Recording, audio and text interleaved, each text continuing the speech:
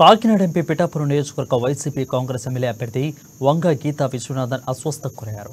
పిఠాపురం మండలం ఎఫ్కేపాలెం గ్రామంలో వంగ గీతా విశ్వనాథన్ అదేవిధంగా ఎమ్మెల్యే త్రిబాబుతో కలిసి ఎన్నికల ప్రచారం చేస్తుండగా వడదెబ్బకు గురయ్యారు. వడదెబ్బకు గురైన వంగ గీతా విశ్వనాథన్ పిఠాపురం పట్టణం మహారాజకోట పరిధిలోని వైసీపీ కార్యాలయంకు తరలించారు. వంగ గీతకు డాక్టర్లు వైద్యం అందించారు. వడదెబ్బ తగలడంతోనే అస్వస్థకు గురయ్యారని 48 గంటలు విశ్రాంతి తీసుకోవాలని డాక్టర్ జగన్మోహన్ సూచించారు.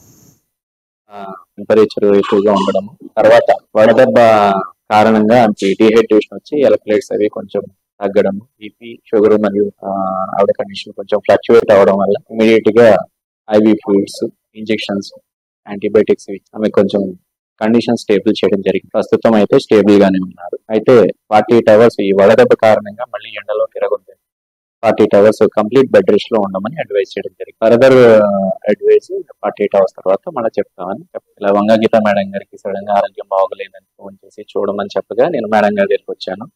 వచ్చి చూసినప్పుడు టెంపరేచర్ ఎక్కువగా ఉండడం,